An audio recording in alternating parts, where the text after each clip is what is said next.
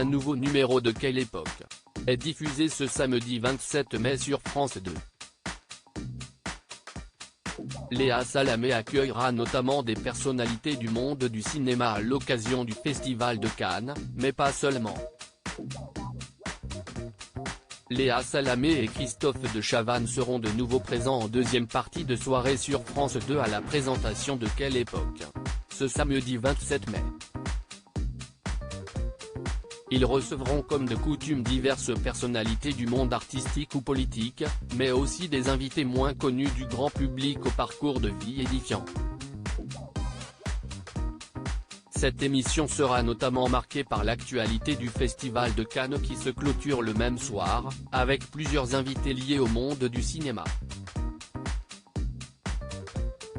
Michel Denisot, qui a longtemps présenté son grand journal depuis la Croisette lors de l'événement, sera présent.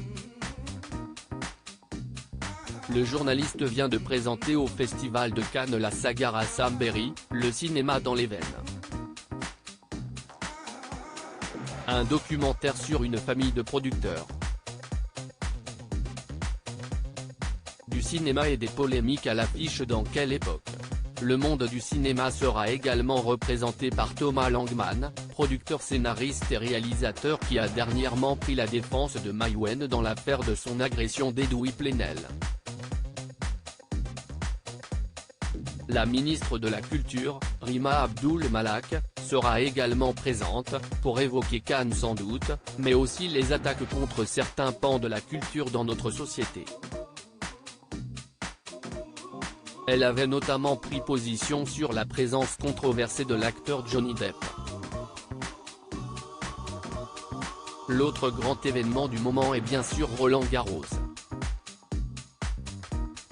Léa Salamé accueillera donc la directrice du tournoi et ancienne numéro 1 mondiale, Amélie Mauresmo.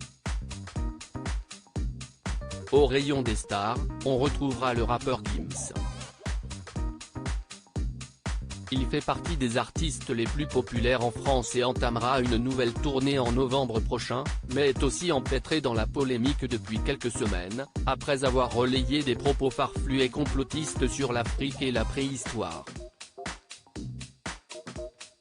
Ibrahim Malouf, invité de Quelle époque. Le trompettiste Ibrahim Malouf, actuellement en tournée, fait aussi partie des invités. Outre sa carrière musicale, il a également été distingué pour son rôle dans le dialogue entre le monde occidental et le monde arabe, notamment après les attentats de Charlie Hebdo et du Bataclan. Une tâche dans laquelle s'est aussi illustré le dernier invité, Félix Marquardt.